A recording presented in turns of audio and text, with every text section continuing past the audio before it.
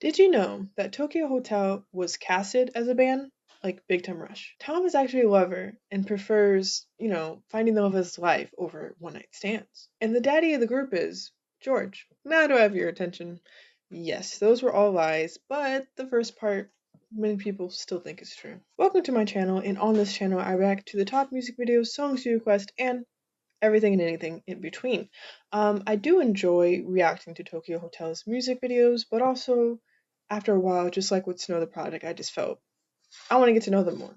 And yes, I have been through comments, but also I want to do more research on my own. So today we are discussing their documentary that came out in 2017. It is called, bear with me with pronunciation, it is called Hinter Die Welt, which translates to Beyond the World. So we start out with Bill and Tom walking through nature. They pick a spot and they start a fire.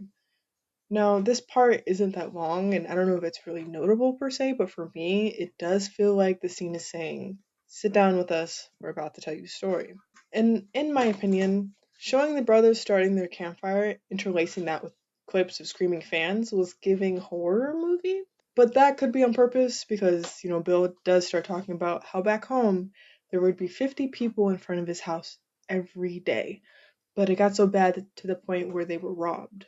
Bill says, what if the person who robbed us is out there right now with that crowd just watching us? Yeah, he wasn't feeling safe anymore, so he and Tom moved to Los Angeles. So Tom and Bill mention how they do feel like they're able to live their lives normally and independently in Los Angeles. They're able to grocery shop, go for a walk, go to the beach, whatever, do normal mundane things, which they weren't able to do in Germany without having security. George and Gustav, on the other hand, still lived and probably still do currently live in Germany. They like LA, but they prefer home. It was really Bill and Tom that were dealing with a lot of the fan craze. As the film continues, we learn that the band actually doesn't record in the same room. Most of the time, they meet from time to time, and it's usually two at a time, but it's really Tom who finishes the songs. As the film progresses, we learn that the band felt like a break was coming. I do feel like maybe based off the each, one-on-one testimonials from each band member, it felt that Bill and Tom were the ones that wanted to take a break, but nevertheless, a break was coming. And this is something both the band and their team feared. The thought behind this fear was that if they took a break, it would go from a break to a full stop. They did end up taking a break in 2010, but it didn't last long. So at this point in the film, we're at the Feel It All World Tour. They're at the stop of Mexico City. By the way, did not know they had such a big ass fan base in Mexico City. Like, those fans were willing to risk it all to get a selfie with Tokyo Hotel. So we see by the scene happening, them being on tour, that the break didn't turn into a stop. And it's because, like they say at this point, the band knows that there's a weight on their shoulders. Bill says, and I quote, I think there are like 15 people waiting for us to pay them every month, and that's been the case since we were 15 years old. It's a lot of pressure. So they're on this world tour, and at this particular location, Mexico City, the concert goes well. As expected, Bill has several costume changes, serving with every look. Oddly enough, and it's not odd at all, but just new to me, um, I see that Gustav is really good at crowd working. He throws his drumsticks, which the crowd loves, of course, and also he does one of these. Wait, hold on. And he really gets the people going. So it was cool. It was cool to watch. So going back to Bill's outfits, there's much more to it than we know, or at least that I knew. He always dressed extravagantly as a kid, so he explains, but now, as a performer, he can express himself even more. We learned that Bill and his family didn't have a lot of money growing up, so he had to get creative.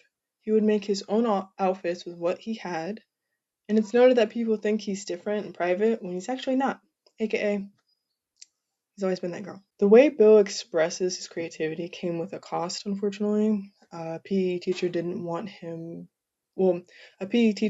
teach him because he didn't like Bill's outfit, and it got to the point where he wanted Bill to go train with the girls, and the headmistress had to get involved. And although Bill was just expressing himself through his outfits and wear, I guess, what was considered daring for a young boy, he paved a way for someone close to him, his brother. Tom says he probably would have been more boring if it wasn't for Bill. And Bill says he only felt free and safe to dress as he did because he had his protective brother by his side at all times. I do have to admit that part had me. That was a nice part. It was very, very cute. Um, and as we can tell, and as they further explain, based off the PE teacher's story, that their upbringing was rough, and it wasn't because of their parents. Their parents were very protective of them, but it was the environment. The environment's not very accepting, and to this day, some environments that they step into is still not accepting. They had to learn street smarts at a very young age. For example, Tom almost got beat up for wearing red shoelaces, and it's not like he knew about the political left or right, but he was a kid, for G's sake. And it got so bad that his parents would have to take them both to school. One fascinating thing I didn't know, and maybe this is just a common twin thing, like, does everybody know this? But who's Tim? Tom and Bill explain how they're basically one person. Quote, if one is depressed, we both are. If one feels lonely, we're lonely together.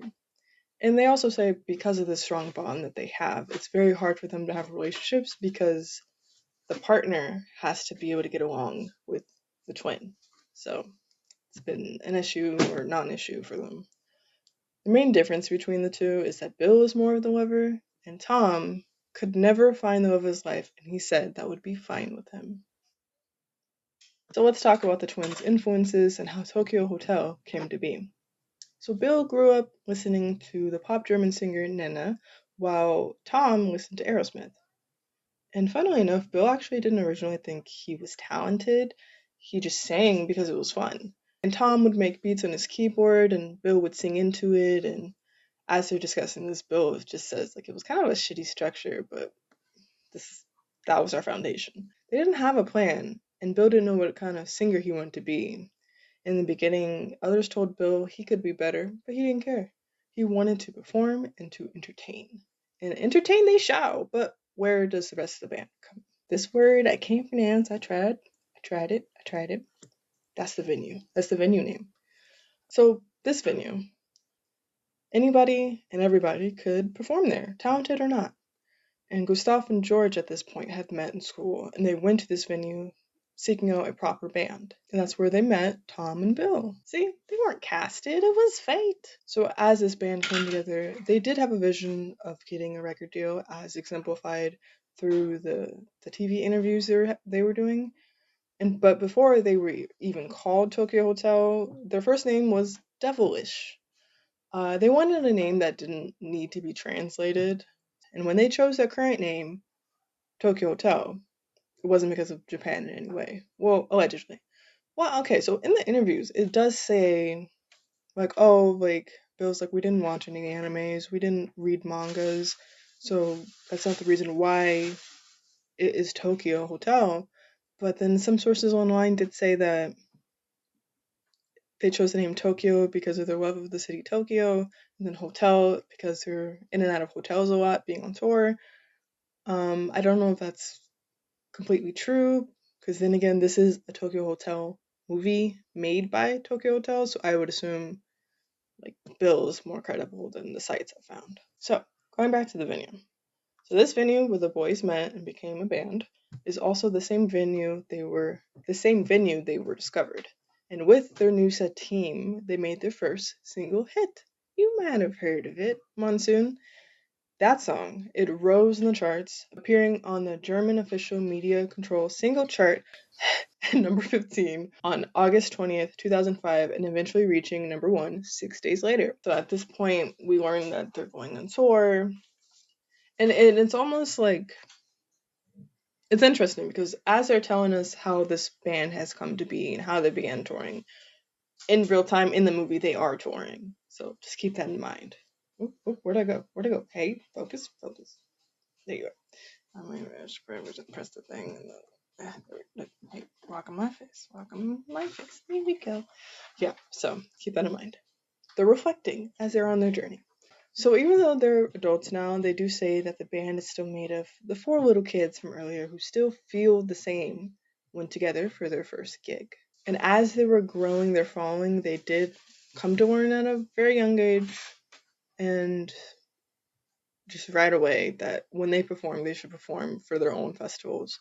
When they, at the age of 16, they performed at a festival that had other acts, those acts, fans, attacked them. They threw bottles, they threw eggs, they threw rocks, like they trashed their bus and broke windows.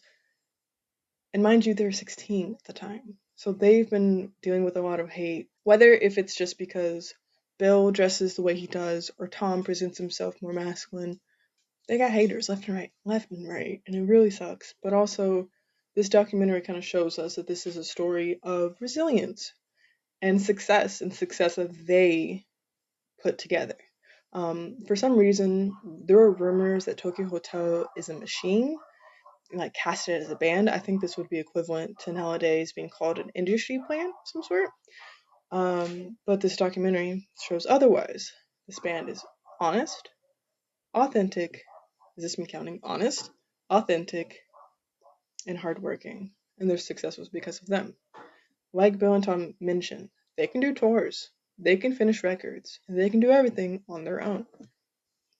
But I do appreciate that this movie helped me get to know the guys more on a personal level. For example, George is the fittest of the band. He likes working out, and is more into travel than buying fancy cars. He says that he never acts like he's better than the others, uh, and Gustav describes George as the thinking kind. And that's exemplified by George saying, "Hey, I like event planning and organizing," and he's the one that handles anything to do with numbers for the band. Gustav is about that boat life. Boat life. Also, he's a family man. I didn't know that. He's married. He has kids. I don't know if it's plural now, but he has a family. And he considers himself the daddy of the group. He literally quotes says, "I've always been the daddy," or at least I think so.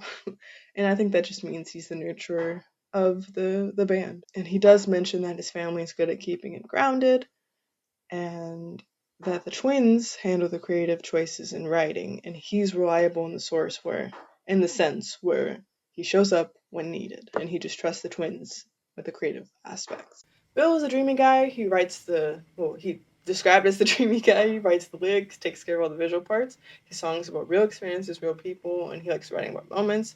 He likes structure. He's he says that he's shy, he doesn't approach, but he wants love and hasn't found it. And Tom does his own thing, handles the writing, the producing, doesn't like romantic songs. God forbid if his brother writes another ballad. Like that's that's the part that was funny. He's like, please, please, not another ballad. And he wants to experiment more. While Bill wants structure. So they don't always agree with the songwriting, but it is cool to get to know all of these guys. George, Gustav, Bill, and Tom. So this was the Tokyo Hotel documentary, Beyond the World. If you like this video, let me know. Did you see this movie? Did you like it? What parts did you like? What did you learn? And yeah, I make new videos as much as I can and as usual. Stay curious, my friends.